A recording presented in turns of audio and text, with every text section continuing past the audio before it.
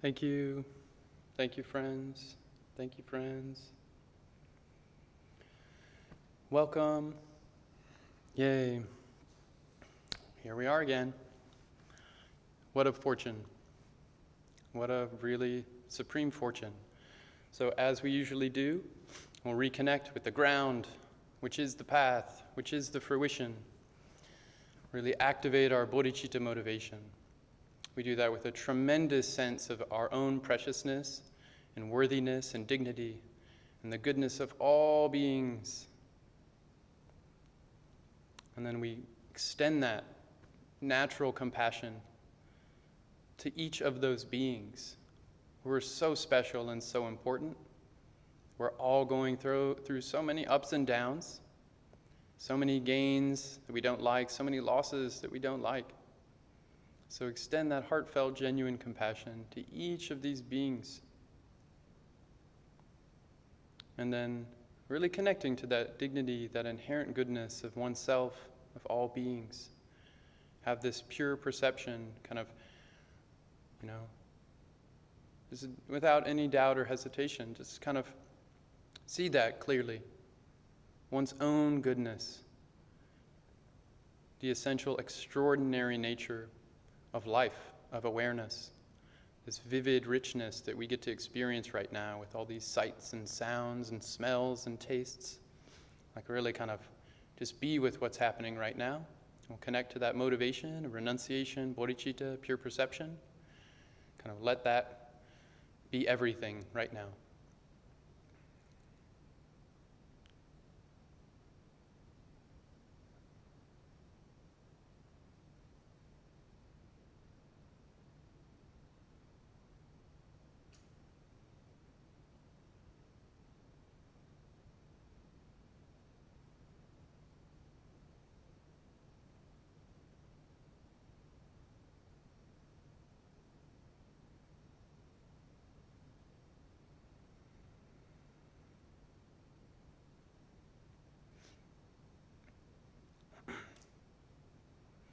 So the topic for today is merit, purification, and receiving blessings.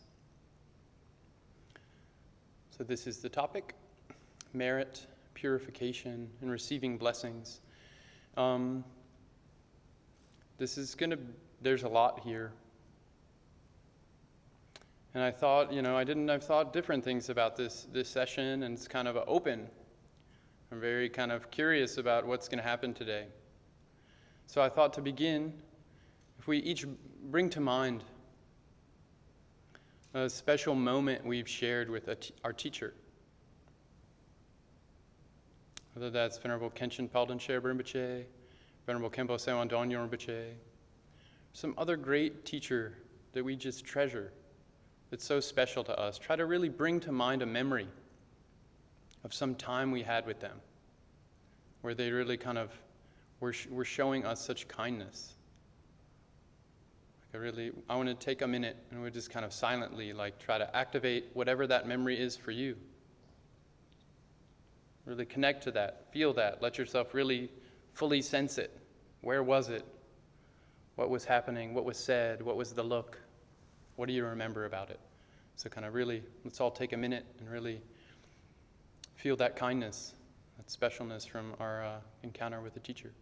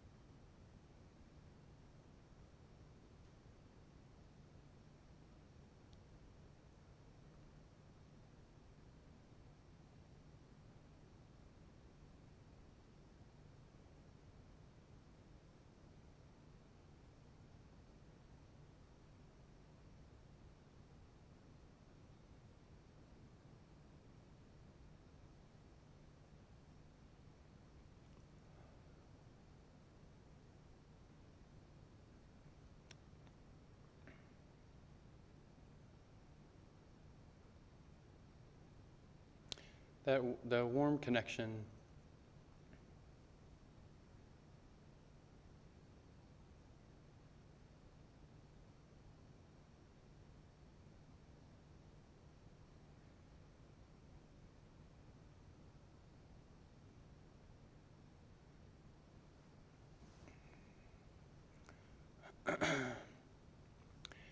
This is the Dharma.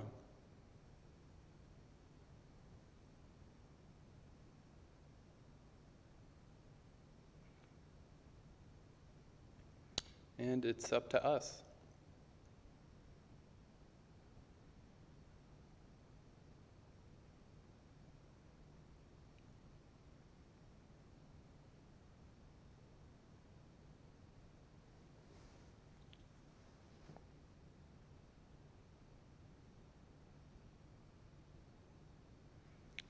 Yeah.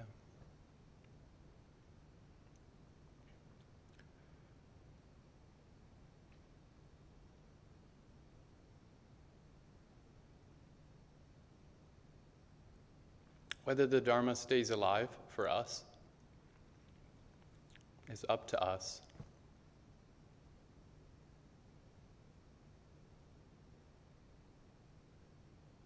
If you've had the great opportunity to be in the presence of one of these noble realized beings,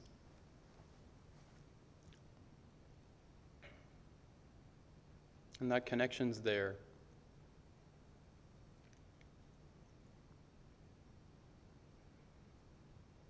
and it's up to us to keep that alive.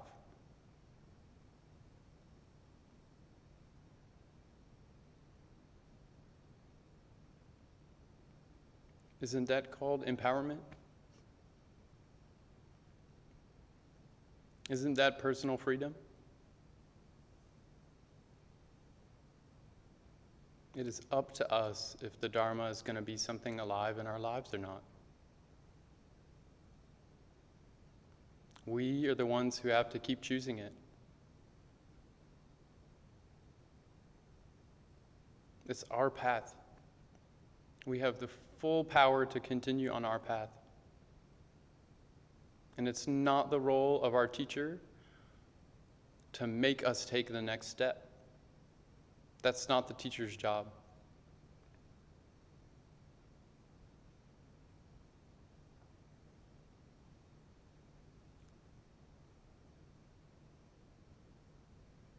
The teacher's job is to show us the path.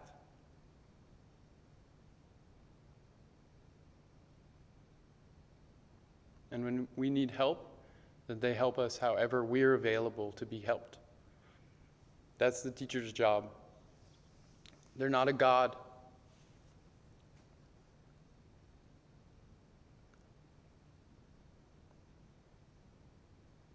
And they care for us so much. It's alive for them. They keep caring. Their heart is opened. Their mind is clear. They can't not care. It's impossible for them to turn that off anymore. They're just waiting. It's up to us to tune in to that compassion.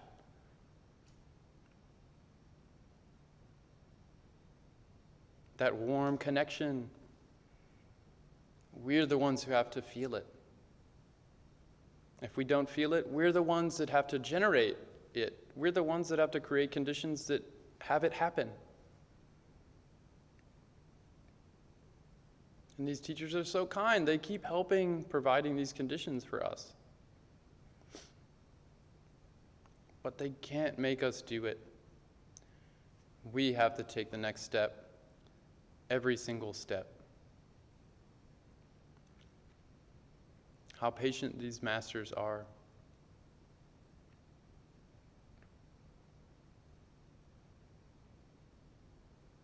Merit, purification, receiving blessings, all of this is up to us.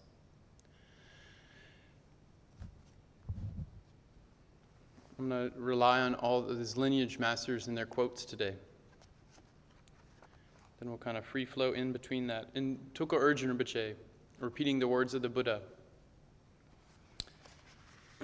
If we want to quickly awaken to Buddhahood, it is essential to unite means and knowledge. Whatever conceptual practice we do should ideally be combined with the recognition of mind essence. Devotion and compassion are the heart of conceptual Dharma practice. The great masters of the Kagyu lineage state that it is delusion to count on any method for recognizing mind essence other than purifying obscurations, gathering the accumulations, and relying on the blessings of a realized master. This means that no matter how smart or strong we are, if we don't follow a master and instead stubbornly push ourselves through years of meditation training without developing compassion and devotion, purifying obscurations, and gathering the accumulations, we will remain deluded. The essence of both devotion and compassion is actually the same. It is a kind of love. Whether that feeling is directed towards enlightened pure beings or ordinary impure beings, whether it is devotion or compassion, the essence remains the same. The mind is laid bare of thoughts at the moment the empty essence dawns nakedly and can be directly perceived. In the Kagyu lineage, devotion is always said to be the main quality to focus on, and so the Kagyu lineage is called the lineage of devotion. But compassion or devotion are the same in facilitating the realization of mind essence. To reiterate, our training in devotion, compassion, purifying the obscurations, and gathering the accumulations should be combined with recognizing our mind essence. Otherwise, to reach enlightenment using means without knowledge takes a tremendously long time, 3 eons, according to the Sutra path. The Vajrayana path is much more swift.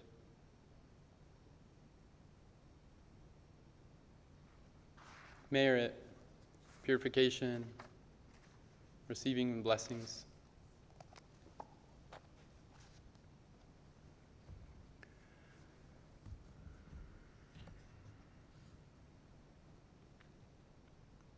There's so many ways to talk about these 3 topics.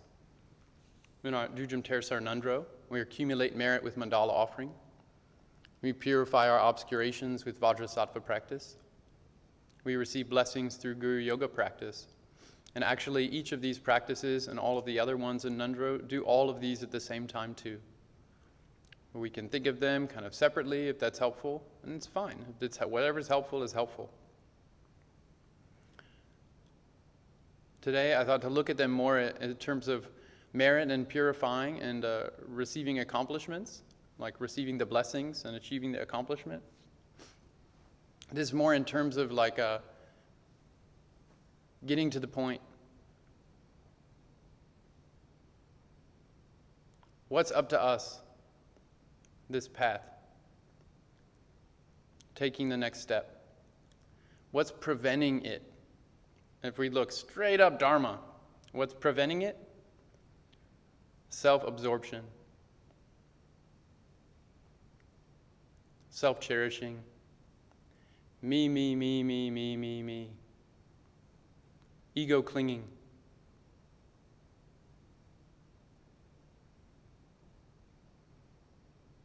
This is the teaching.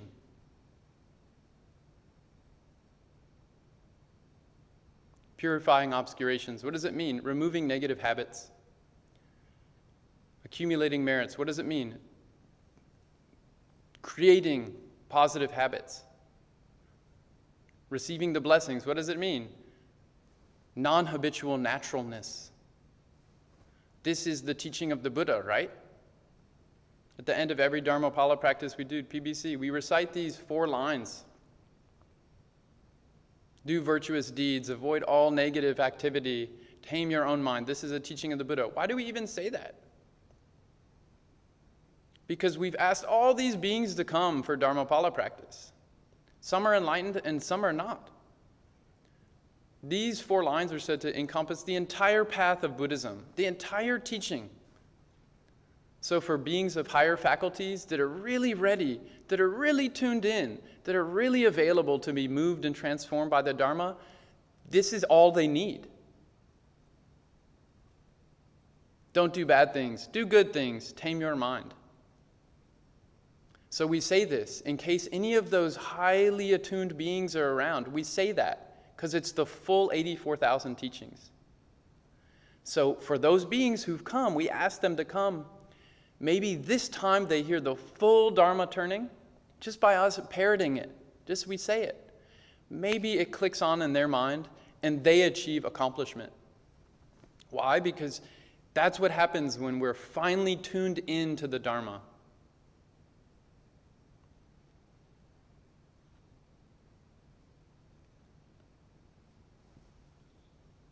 There's so many teachings on this. This is merit, a purification, receiving blessings. This is how we let ourselves be moved by the Dharma. If in the beginning, if we've had all these experiences with our teachers, right? So if you've had a great opportunity to be around these great teachers, then you have some memories, Okay? So when we remember it, does it move us?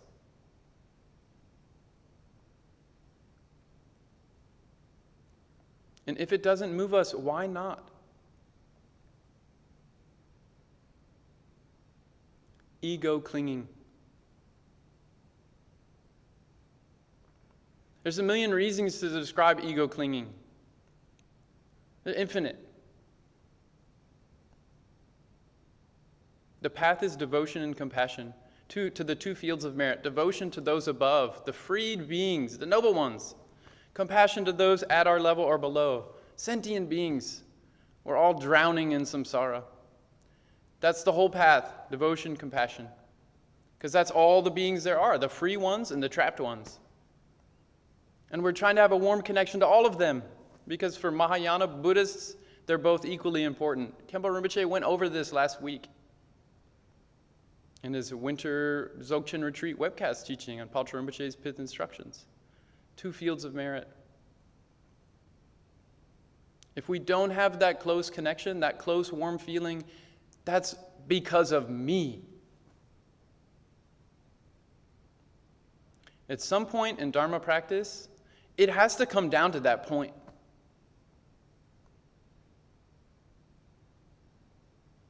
Especially for Mahayana Bodhisattvas. There's no way around it. We're going to wait for everyone to be nice to us, and then we're going to try to practice? Please, give me a break. That's called 8 worldly concerns. Everyone has to love me before I love them. Give me a break. That's called ego clinging. That's called self-absorption.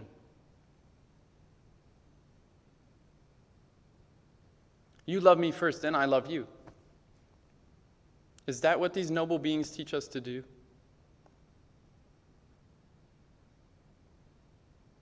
And if we don't have that close, loving, connected feeling, then we have to nourish it. And we have to open, and we have to ask for help. And we have to do what's helpful to make that happen. The more we feel isolated, separated, closed off, distant, shut down, brittle, reactive, this is what happens. We create this big gap of space around us, and then we wonder, why doesn't anyone want to play with me? If we build a moat around us, how can they? How do we put some bridges out there? Merit. Do good things. Be nice. Let's try to get in their shoes. What are they going through? Purify the obscurations. Remove what's blocking that.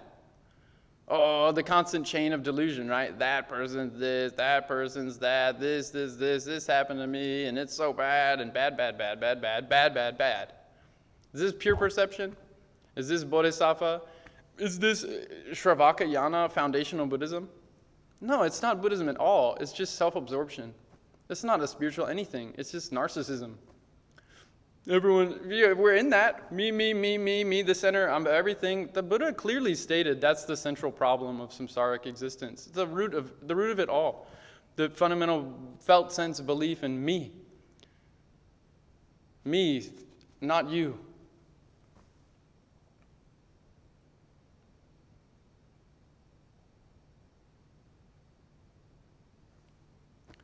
This is the teaching, right? I mean,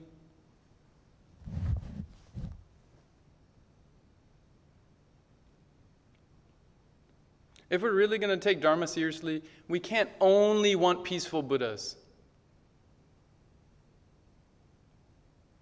Everything has to be nice, and then I'll practice. Everyone has to agree, and then I'll practice. Everyone has to look beautiful, and then I'll see them as a deity. This is not Buddhism at all. At all. We're just letting ego clinging run the show.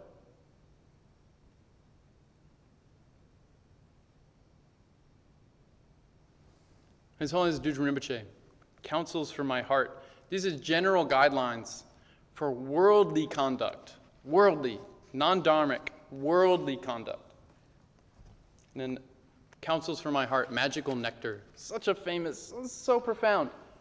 All success, great and small, whether in spiritual or temporal affairs, derives from your stock of merit. So never neglect even the slightest positive deed. Just do it. In the same way, don't dismiss your little faults as unimportant. Just restrain yourself. Make an effort to accumulate merit. Make offerings and give to charity. Strive with a good heart to do everything that benefits others. Follow in the footsteps of the wise and carefully examine everything you do. Do not be the slave of unexamined fashions. Be sparing with your words. Be thoughtful and examine situations carefully. For the roots of discrimination must be nourished. The desire to do all that should be done and to abandon all that should be abandoned. Do not criticize the wise or be sarcastic about them. Rid yourself completely of every feeling of jealous rivalry. Do not despise the ignorant, turning away from them with haughty arrogance. Give up your pride. Give up your self-importance. All this is essential. Understand that you owe your life to the kindness of your parents. Therefore, do not grieve them, but fulfill their wishes. Show courtesy and consideration to all who depend on you. Instill in them a sense of goodness and instruct them to practice virtue and avoid evil. Be patient with their little shortcomings and restrain your bad temper. Remember that the tiniest thing can ruin a good situation. Do not consort with narrow-minded people, nor place your trust in new and untried companions.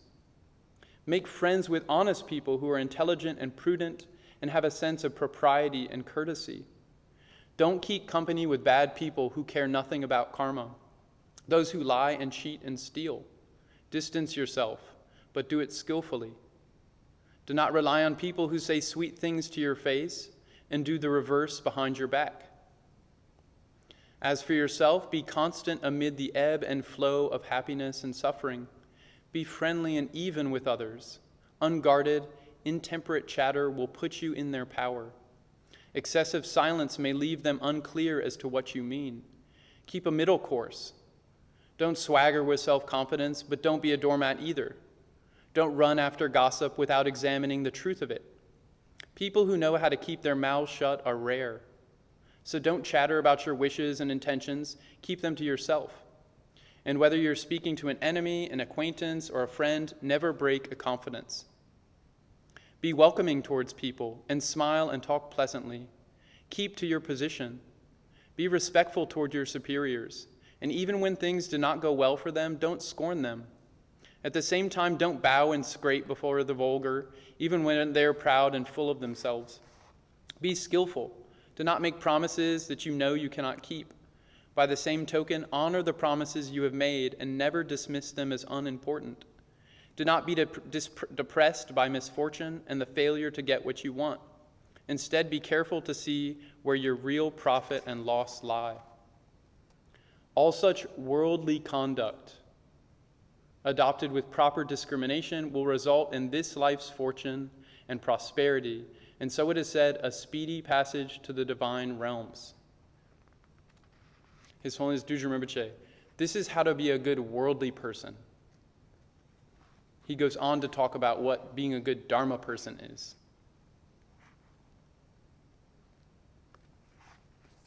That's the standard for a really good non-Dharma person who just wants to have a nice life. This is assumed that we're trying to do this as Dharma people. We have to be like this. This is His Holiness Dudjom Rinpoche's personal advice. There's so many points of advice there. Counsels from my heart.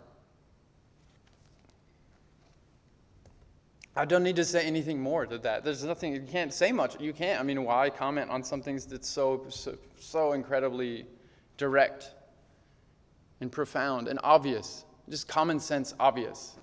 Hard to do, but obvious. Okay, so then what about the Dharma part? Because that was not Dharma. That was just basic good conduct as a person being, as a common citizen of the world. That's the standard. Okay, what about the Dharma part? Not for happiness. Zongsar Khenpo Rinpoche.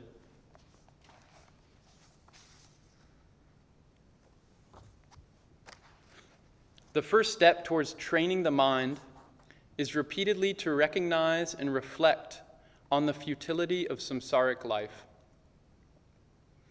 As we've already seen, to continue to value any part of worldly life creates a loophole in our fundamental attitude that will eventually compromise our Dharma practice. It is important, therefore, genuinely to recognize the pointlessness of worldly activity, material possessions and relationships, and as we have already seen, contemplating the four foundations is a very good method for vividly bringing to mind just how terminally barren samsara really is. Even though the Dharma contains a vast treasury of extraordinary teachings, we can accumulate tremendous merit merely by listening to teachings on these four thoughts or contemplations over and over again. This is called a common Ngondro. This is the 4 points that we recite. It's the 4 points that we, yawn about when they're brought up again. How do you put that down? I mean, there can be the nice, peaceful way to say this and the really direct way to say this. The peaceful way to say this is care enough for yourself that you don't involve yourself in just trash. Actually care enough about yourself to not just get caught up in the muck of samsaric power trips. You're worth more than that. Love yourself that much. That's the peaceful side.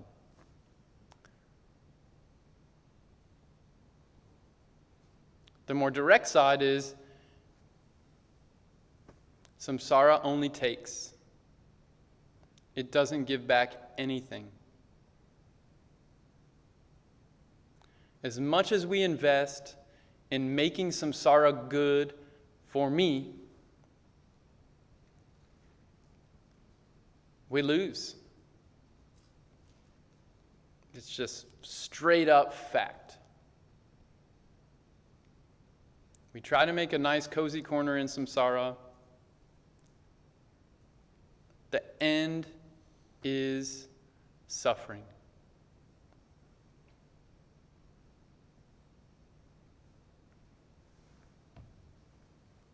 That's the more direct one.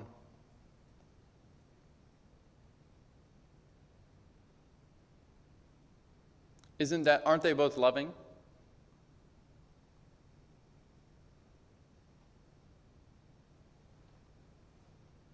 Don't hate yourself. Don't expect things that are untrue and in that way cause yourself all this unnecessary suffering. Aren't those both loving? It's like the sweet advice of a kind parent who's been there and done that. They know. But what can they do? They just show us the path. That's all they can do. They can't live our lives for us.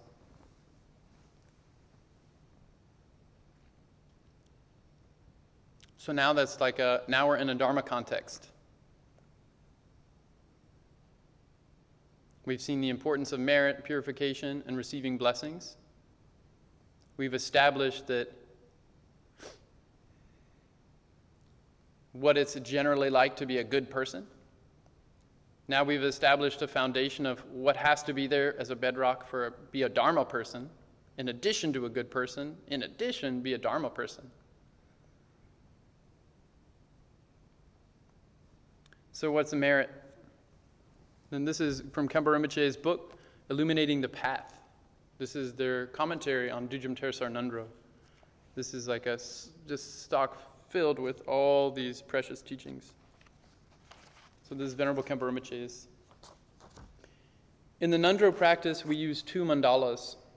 The first mandala is called the wisdom mandala, or the accomplishment mandala. Within this limitless mandala, the true nature is already perfect, and the accumulations of merit and wisdom are completely accomplished from the beginning. By understanding the wisdom mandala, we connect with the primordial nature of enlightenment and experience the entire universe as the play of the 3 Vajras, Vajra body, Vajra speech, and Vajra mind. Whatever we see is the indestructible display of the wisdom body. Whatever we hear is the unceasing speech of the Buddhas. Whatever we think is indistinguishable from the essence of enlightenment. The wisdom mandala of accomplishment symbolizes the totality of phenomena, viewed from the vantage point of the awakened mind. By using the accomplishment mandala to contemplate the true nature, our meditation becomes free of dualistic notions that mistakenly separate the meditation and the meditator. The second mandala we use in Ngondro practice is the offering mandala, or the accumulation mandala, because by offering this mandala we accumulate merit and wisdom.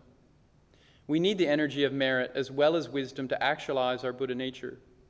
To understand why this is so, consider how all our experiences develop according to the qualities of our actions. All change happens due to specific causes and conditions.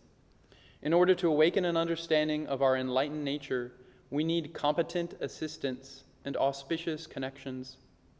We already have the perfect cause, which is Buddha nature, so we need the supporting secondary conditions that come through the accumulation of merit.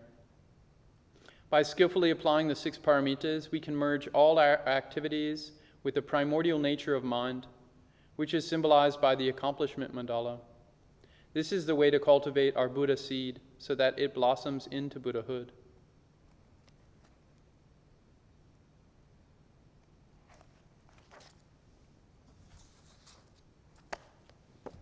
So there's the already perfect wisdom mandala, and then there's, if we don't see that, there's the conceptualization that we generate in order to see that non-conceptual, already present, fully actualized wisdom mandala. That's called merit.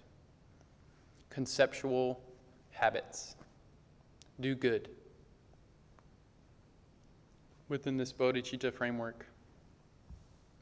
So then it's not just the result, we don't get a worldly good thing, but it actually becomes something beneficial for all beings. Dzogchen Khyentse Rinpoche, in that same other book, Not for Happiness, he says, merit happens whenever we do something that's not filtered through dualistic mind. That's merit. It could be doing the laundry. It could be anything. If we're not grasping too much on our own idea, if we kind of release that and let experience happen and we engage the activities, then that activity becomes merit. What is merit? It's what life is like when it's not being experienced through self-absorption. That's merit. Everything we do that's not filtered through the troublemaker, ego ghost, self-important ego ghost, That's merit. It's just constantly we can generate merit. And then there's more formal ways of doing this, like offering a mandala to this refuge tree of enlightened wisdom beings. They're a field of merit. And then we can do all these good things for sentient beings because they're a field of merit. Everything can be a meritorious activity, depending on our view. Again, it's up to me. Every single thing I do could be merit.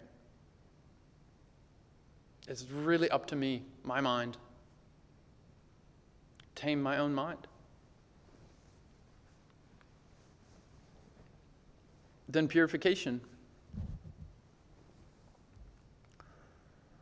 Again, illuminating the path by Venerable Khenpo Rinpoche's purification practice.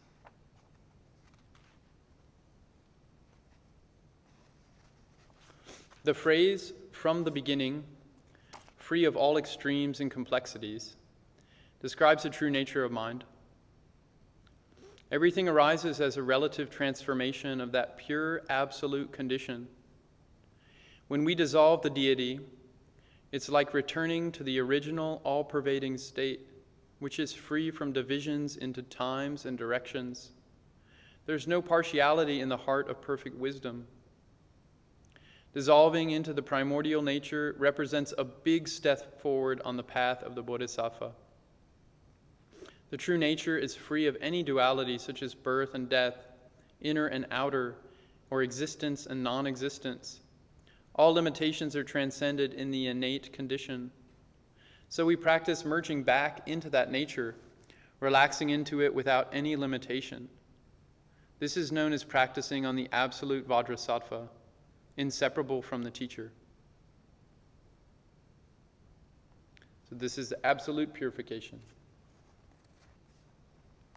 And then relatively, we're removing those habits we have that we created that block us from connecting to absolute Vajrasattva, which is our own nature, right here, right now. Again, the nature's here now. And the teachers and these great masters are pointing that to us again and again. It's here right now. It's you right now already. But they can't make our mind see it for ourselves. That's why you can't give someone wisdom. The aha moment has to come from one's own side. Can set up all the secondary causes and conditions, but when our Buddha nature has to attune to the causes and conditions, otherwise there's no reception. There's no softening. There's no curiosity. There's no willingness to be moved, to be changed. We're impenetrable.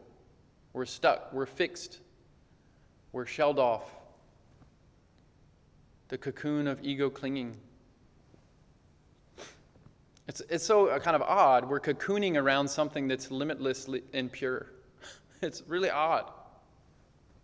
And we're just so used to we're so used to holding like this that when someone's like, "It's okay, just relax. Just relax, it's okay. Then we just go right back into locking. So this is going to take time.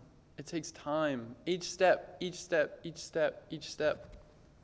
Gentle. We need to have the worldly conduct and the Dharma foundation to turn our minds toward the Dharma and to do these activities to generate merit, this positive energy, our own positive qualities to grow them. And then we need to stop growing the negative ones, reduce them, eventually, just don't keep feeding them. That's the path. And then all the path comes down to this, is receiving the blessings. All the teachings come to this point, receiving the blessings. So we'll go again to His Holiness Dudjom Rinpoche. In his book, the commentary on Dudjom Tersar Ngondro, this torch lighting the way to freedom. These are all treasure troves. If we only had one of these books, that was it. That's all we had for the rest of our lives. That's it. Then it'd be enough. Each of them. That's such fortune.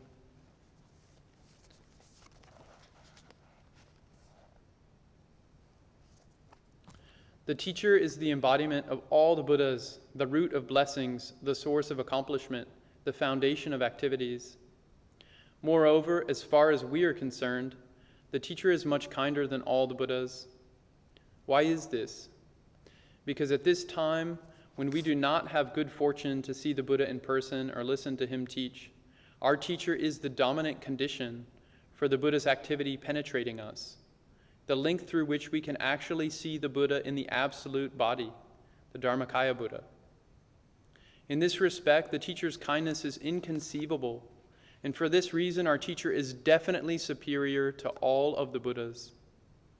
As we read in the Sutra of Immaculate Space, Ananda, the Tathagatas are not visible to all beings, but spiritual friends, being fully visible, teach the Dharma and plant the seed of liberation. For this reason, consider the spiritual friend as more important than the Tathagatas.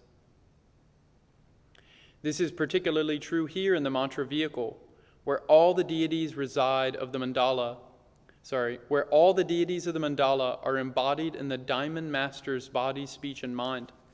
And it is on account of this that such teachers benefit beings. So if we disrespectfully scorn them, or respectfully make offerings to them, we will be doing the same to all the infinite deities of the Mandalas. The benefits and dangers, therefore, are both much greater than in the other vehicles.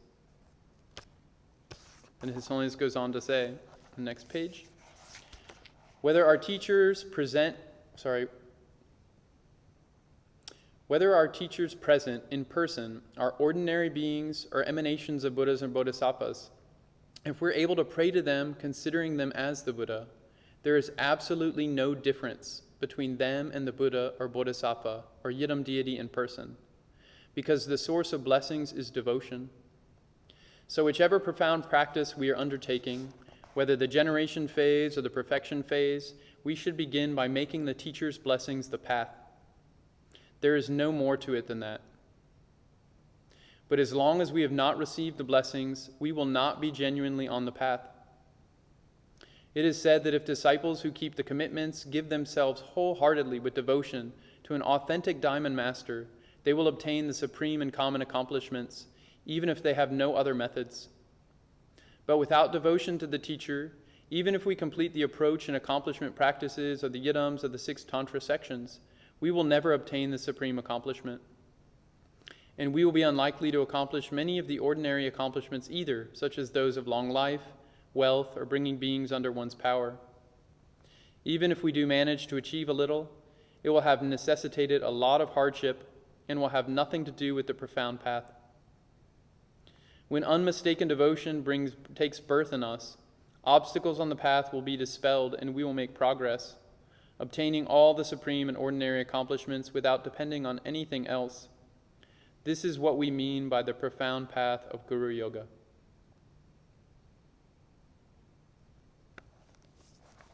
That's His Holiness Dudjom Rinpoche, the Turtan who discovered this Dudjom Tersar Ngondro from his wisdom mind.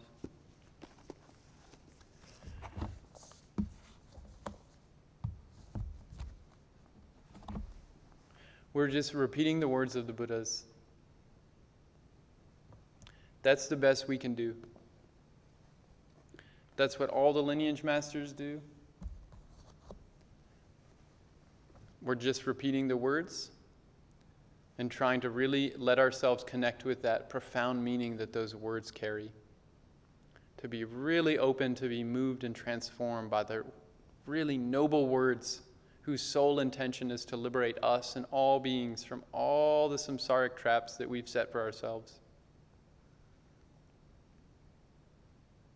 If any of these words cause you to lock up and shut down and turn off or push away, it's my humble, and I say this to me too, is my humble request.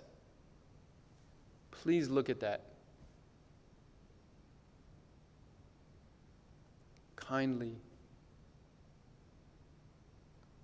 Love yourself enough to really look at that response.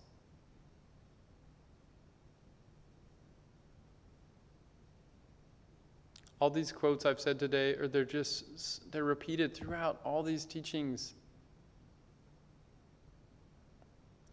we're not going to find something better. There might be something that for me in this moment, I'm more available for it. And so for me in this moment, it helps me settle down and it helps my Buddha nature to shine up on. And in that way, I'm ready for that. But just because I'm ready to see this much doesn't mean there's not a lot more to see. And we should get really curious about, why am I holding like this when reality is like this? And if this is protection, this is a really big point. Gompo, protection. We pay homage to the protector. Having a wall can be the most important thing we do. Or it can be the worst decision we make. What are we keeping out? What are we letting in? Is the protection helping my Buddha nature shine? Is it preventing my Buddha nature to shine? That's just a question we have to ask ourselves again and again and again on the path. And that's what Dragpa mindfulness is all about. Is my Buddha nature shining because I'm poised in this way? Because holding isn't the problem. Being unable to change our grip is the problem. We have to hold.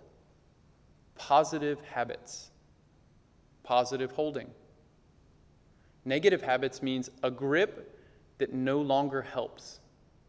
It's hurting. So we have to release it. And eventually we relax and we can free flow between the different optimal stances and grips and ways of engaging and responding and being silent and emerging. And why will we do that? To really serve beings. Because we just love them. And we love ourselves that much. And the proper protection, like the actual noble protectors, their only interest is for us to keep on the path, to keep going. And we have to be real clear, too, to protect ourselves, to look for ourselves. Is this helping me take the next step on my path or not? And that's just a genuine question that every Dharma practitioner has to keep asking themselves. Is this helping me take the next step on my path so that my bodhicitta is a little brighter? Or is it preventing that?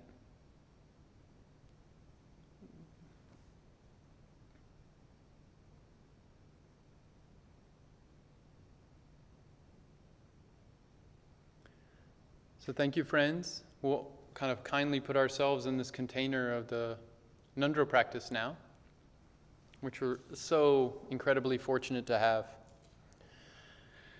So under the protection of that mandala, this wisdom mandala of the enlightened nature that's been so directly pointed out to us by these enlightened masters, we'll kind of connect up with that and tune in to their wisdom blessings. And we'll kind of follow in their footsteps by applying their teachings and seeing for ourselves if they really help us. And I think we'll see that they really very much do.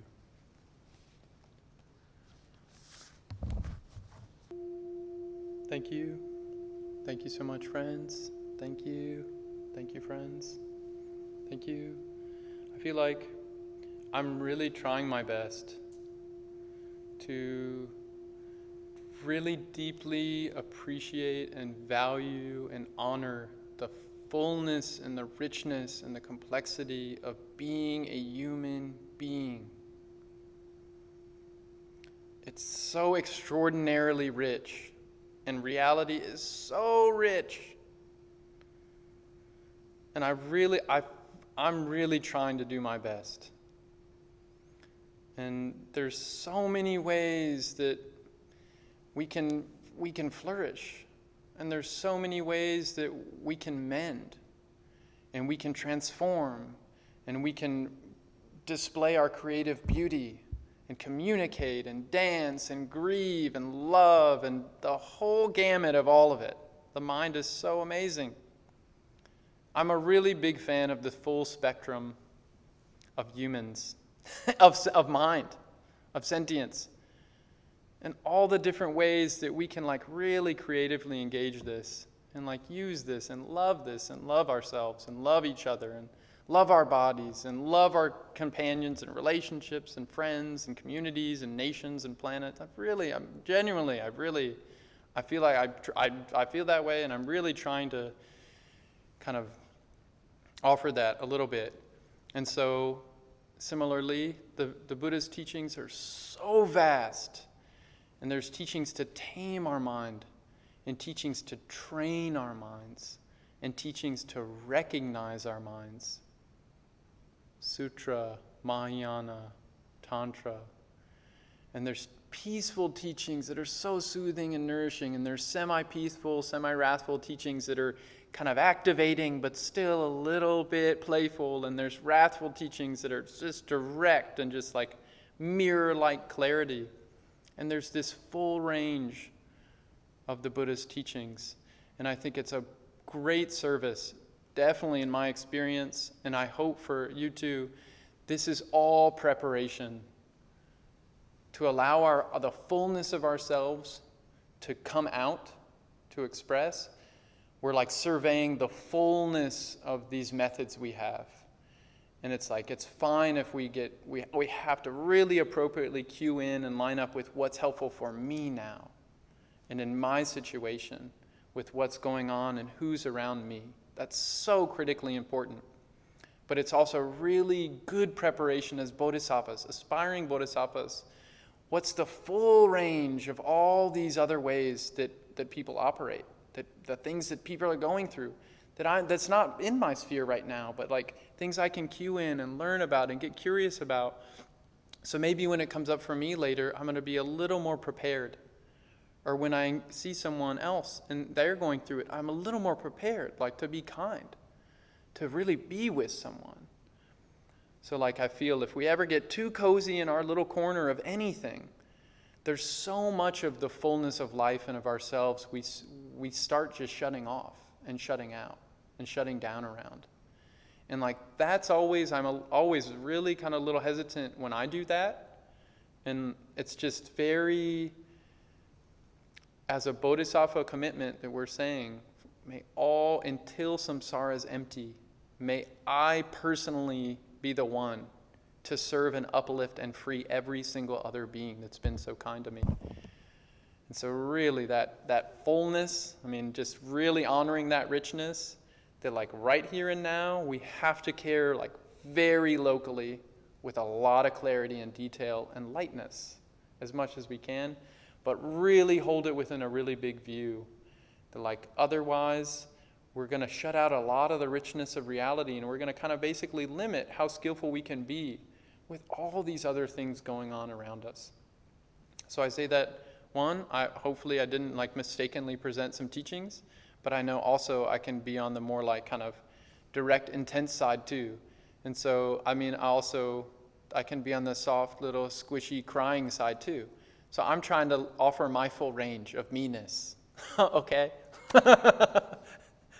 Please don't hurt me. Love you all. Thank you. Bye.